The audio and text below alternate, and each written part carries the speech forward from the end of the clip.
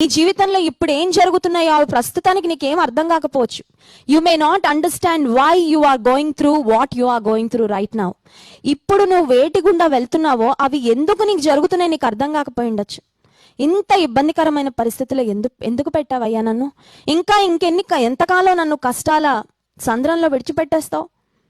నన్ను అలా ఊపిరి తీసుకొని ఇవ్వచ్చు కదా దేవా, నాకు ఇష్టం లేని పరిస్థితులు ఎందుకు నా జీవితంలో అలౌ చేస్తున్నావు అని బహుశా ఎస్తేరు మనసులో చాలా ప్రశ్నలు ఉండుండొచ్చు. కానీ బట్ ద మాస్టర్ మైండ్, సృష్టికర్త అయిన దేవుడు, ఆయనకు ఒక మాస్టర్ ప్లాన్ ఉందండి ఎస్తేరు జీవితం పట్ల. Hallelujah. And do you know dear sister that God has a master plan for your life too. నీ జీవితం పట్ల కూడా దేవునికి ఒక గొప్ప అద్భుతమైన ప్రణాళిక ఉంది, అది నీకు తెలీదు. ఆ ప్రణాళికను అంచెలంచెలుగా స్టెప్ బై స్టెప్ దేవుడు నెరవేర్చుకుంటూ వెళ్తున్నప్పుడు ప్రతి స్టెప్ లో మనకు ఎందుకయ్యా నాకు ఇది నచ్చడం లేదు, ఈ పరిస్థితి నాకు ఇష్టం లేదని నీకు అనిపించవచ్చు. కానీ one day you will know, one day you will realise the great plan that God has for your life.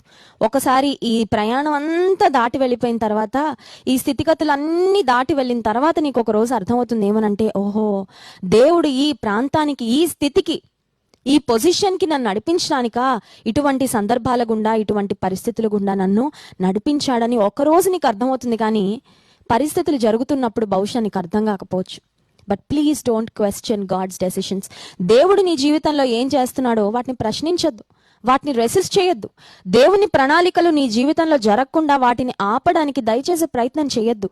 ఎందుకంటే పరలోకపు తండ్రి మంచి తండ్రి. ఆయన ఏదైనా ప్రణాళికలు చేశాడంటే ఆయన ప్రణాళికలు ఎప్పుడు కూడా ఉన్నతంగానే శ్రేష్టంగానే ఉంటూ ఉంటాయి.